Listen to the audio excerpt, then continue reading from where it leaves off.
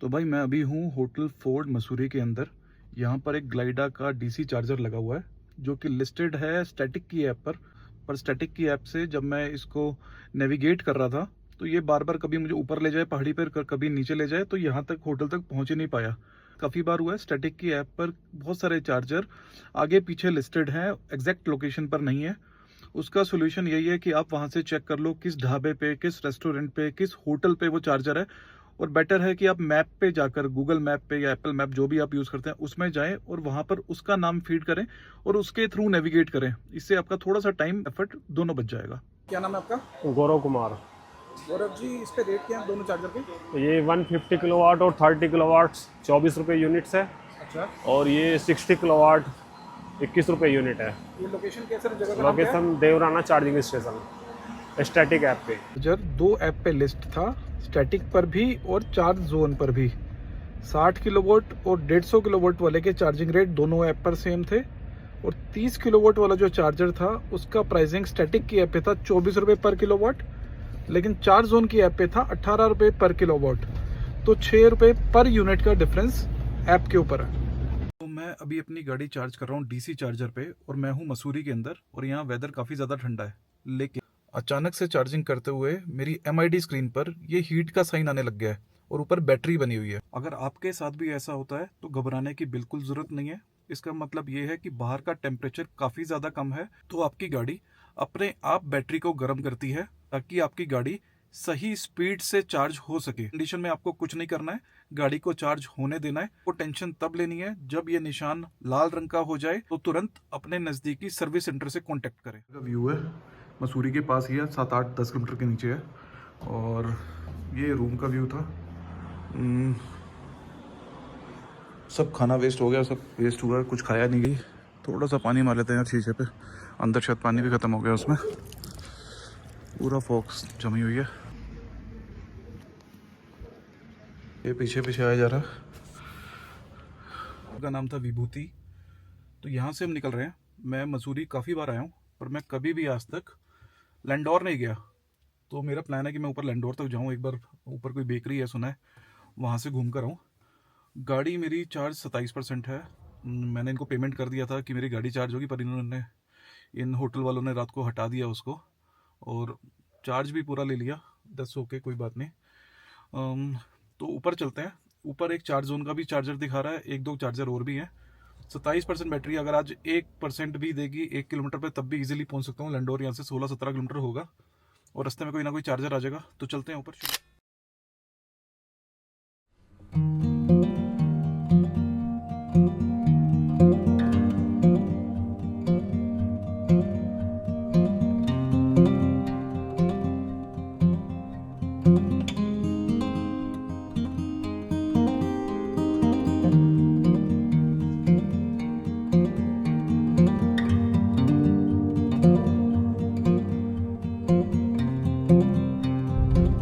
करेंगे down hill का regeneration check.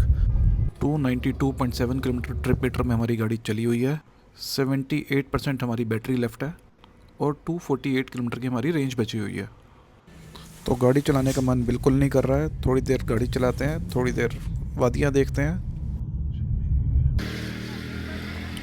दिल तो बच्चा है जी, 1-2 उठा भी लेंगे यहाँ से। तो डीसी चार्जर के ऊपर ना, तो ऐप खोलते हो, उसमें से फिर देखते हो कि गन कनेक्ट हुआ है, फिर उसको प्रोसेस करते हो, फिर अमाउंट डालते हो, तो उसमें काफ़ी ज़्यादा टाइम वेस्ट होता है। तो बेटर है, बहुत सारी कंपनीज अभी फ्री में आपका RFID कार्ड्स बना रही है। स्टैटिक अभी फ्री में बना रहा है, चार्ज जोन अभी फ्री में बनवा रहा है। तो आप इन सब के RFID कार्ड अप्लाई कर दो, आपके घर पे आ जाएंगे। कोई कॉस्ट नहीं आएगी आपको, 0 रुपये, बिल्कुल 0। और वो लिंक हो जाएगा आपकी ऐप के साथ। और कल को जब आप डीसी चार्जिंग करने जाओगे ना तो आपका काफ़ी ज़्यादा टाइम बचेगा उसमें। गन लगाओ, सीधा खाली RFID कार्ड टच करो, आपके वॉलेट में से अपने आप ही वो पैसा कट जाएगा। जितनी देर आपको चार्ज करनी है करो, उसके बाद चार्जिंग स्टॉप कर दो और अपना गन लगाओ वापस और निकल जाओ।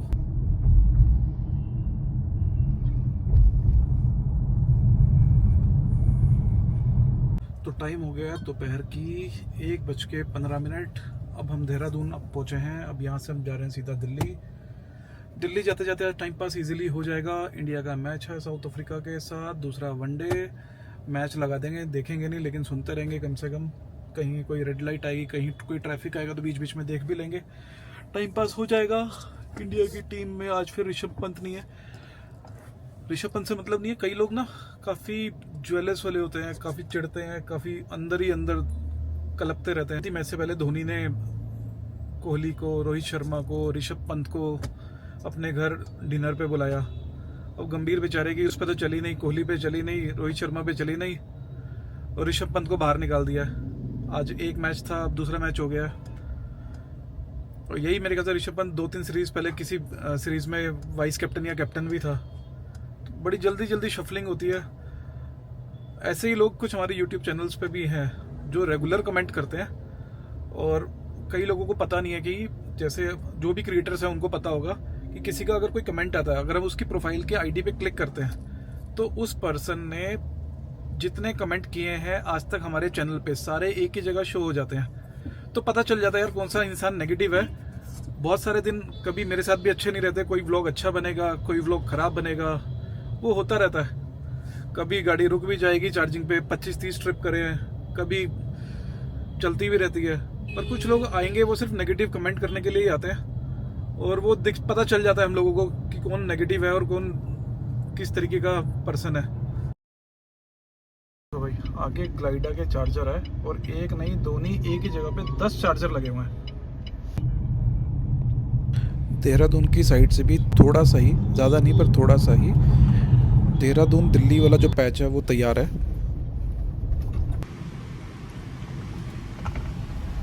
तो 175 किलोमीटर बचा हुआ है। तो इससे पहले हमारी बात हो रही थी कमेंट्स की, जो यूट्यूब वीडियोस के नीचे कमेंट्स आते हैं। तो एवरी क्रिएटर दिक्कत नहीं होती नेगेटिव कमेंट से, बल्कि लोग अपनी गलतियां सुनना चाहते हैं, तभी वो आगे इंक्रीज कर पाएंगे या तभी वो आगे और बेटर कंटेंट बना पाएंगे। दिक्कत तब आती है जब लोग फ्रीक्वेंटली लगातार आपको एक ही टोन के अंदर, एक ही उसके अंदर लगातार नेगेटिव कमेंट करते हैं, और मोर एवर उस पर जाकर वो कुछ गलत वर्ड यूज करते हैं, अब्यूजिव वर्ड यूज करेंगे, या कुछ ऐसे वर्ड यूज कर देंगे, नॉनसेंस लिख देंगे, कॉमन सेंस लिख देंगे कि नहीं है, अब कुछ भी ऐसा करके कि किसी को हर्ट हो, तो फिर वहां से दिक्कत बड़ी शुरू होती है। अगर, और ऐसा नहीं है कि हम लोग भी सीधे हैं, हम लोग भी इतने सीधे नहीं हैं। हम लोगों के भी अपने और भी ग्रुप्स बने हुए हैं। जैसे आपको पता है अभी कुछ ग्रुप्स हमारे ईवी कार्स वालों के बने हुए हैं, विंडसर के बने हैं, दूसरी कार्स के बने हुए हैं जो मैंने बनाए कुछ ग्रुप्स। इसके अलावा हमारे क्रिएटर के भी ग्रुप बने हुए हैं। कभी ऐसा कोई कमेंट आता है कि लगातार आ रहा है, तो फिर हम आपस में शेयर करते हैं दूसरे क्रिएटर्स को कि भाई इसका आप क्या करें। फिर ढूंढते हैं उनको, कोई इंस्टाग्राम पे मिल जाता है, किसी का नंबर मिल जाता है, इस तरीके से बात होती है। तो करते हैं, हम भी करते हैं, कुछ ना कुछ कर ही देते हैं कहीं ना कहीं। इतना सीधा कोई भी नहीं है।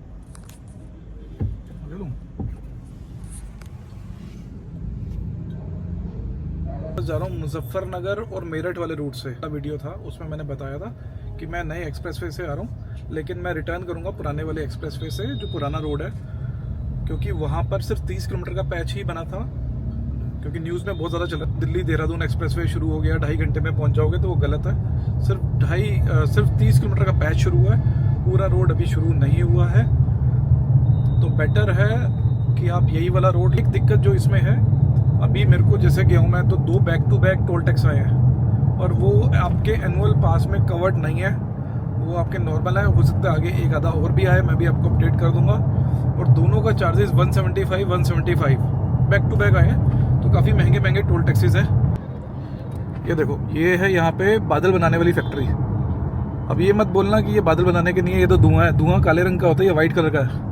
देखो, पूरी बादल बनाने की फैक्ट्री है, यहीं से पूरे नॉर्थ इंडिया में बादल सप्लाई होते हैं। पिछली बार हमारी रेखा गुप्ता जी ने जो बारिश कराने की कोशिश करी, आर्टिफिशियल रेन दिल्ली में, AQI काफ़ी ज़्यादा बढ़ा हुआ था, तो हो नहीं पाई थी। तो ये वाली फैक्ट्री को टेंडर दिया कि आप बादल बनाओ और पूरे नॉर्थ इंडिया में फैलाओ, फिर हम बारिश करेंगे। मजाक है, समझ देना कमेंट में कुछ। अब आपको रिप्लाई करना एज अ क्रिएटर के सर के ऊपर से पानी जा रहा है, तो आप हमेशा रिप्लाई करो। किसी को गलत मत बोलो, पर आप रिप्लाई जरूर करो उसके कमेंट बॉक्स में जाके। अगर किसी ने कमेंट आपको कुछ उल्टा लिखा है, किसी भी क्रिएटर को बहुत ज़्यादा कुछ गलत लिख रहा है, तो उसको वहाँ पे रिप्लाई देना चाहिए। अगर नहीं दोगे तो आपका हाल अर्जुन कपूर वाला हो जाएगा। कोई भी आएगा मुंह उठा के कुछ भी बोल के चला जाएगा। तो अगर कोई एक ऐसा पर्सन लगातार जो गलत बोल रहा है उसको ज़रूर रिप्लाई दो, that is must. Street highway तो थोड़ा सा मूवमेंट स्लो है, आगे थोड़ा सा एक्सप्रेस वे आ जाएगा तो और बेटर हो जाएगा रोड। तो आज है हमारे पाजी का 60th बर्थडे। परेशान हो रहे हैं, फ़ोन कर रहे हैं कि पहुंचा नहीं अभी तक, तो यहाँ से सीधा वहीं जाएंगे। कोहली ने आज फिर सेंचुरी लगा दी। भाई क्या करोगे गंभीर के साथ तुम? कोहली इतने रन बनाएगा, वो तो बाथरूम में जाके बाल्टियाँ फेंक फेंक के रो रहा होगा, अकेला चिल्ला रहा होगा बाथरूम में जाके। ये बड़ा गलत काम हो रहा है गंभीर के साथ। गंभीर के साथ बड़ा गंभीर मुद्दा हो गया ये तो। जुलाई के आसपास ईवी कार्स के ऊपर ट्रैवल वीडियोस बनाने शुरू करे, काफ़ी सपोर्ट मिला। के साथ साथ ओनरशिप रिव्यू भी शुरू करे, 2-3 ओनरशिप रिव्यू बहुत अच्छे गए। फिर हमने एक गेट टुगेदर भी रखनी शुरू करी, इंदौर में हमारी एक हुई है, और भी आगे प्लान्ड है। तो कुछ सॉन्ग्स मैंने खुद बनाने शुरू करे थे, जिसमें से 2 गाने आज रिलीज़ हो गए हैं। एप्पल म्यूज़िक पर भी रिलीज़ हो गए हैं, स्पॉटिफाई पे भी रिलीज़ हो गए हैं, और कोई भी ऐप स्ट्रीमिंग ऐप्स है हर एक पर वो लाइव हो गया। आपको करना क्या है, सिर्फ यही करना है, ये दिखा रहा हूँ आपको मैं पर, या कार प्ले से जैसे भी आप कनेक्ट करते हैं यहाँ पर लिखना है, यहाँ पे क्लिक करना है, जो भी आपकी मोबाइल ऐप है। मैंने स्पॉटिफाई पे क्लिक कर दिया है। तो आपको मेरा नाम सर्च करना है, सर्च बॉक्स में जाके जो भी आप म्यूज़िक ऐप यूज़ कर रहे हैं, अंकुश नागपाल, उसमें अभी आपको 2 सॉन्ग्स दिखेंगे, EV anthem and EV go the distance. ये 2 सॉन्ग्स रिलीज हुए हैं। एक सिर्फ 47 सेकंड का है, ईवी एंथम है, एक 4 मिनट कुछ का है, वो इंग्लिश सॉन्ग है। बाकी हिंदी सॉन्ग्स भी आने वाले हैं। तो लास्ट में फटाफट घर पहुंचेंगे, रेडी होकर जाएंगे पाजी का बर्थडे मनाने के लिए। पाजी का 60th बर्थडे है, तो वहाँ पे सेलिब्रेट करेंगे।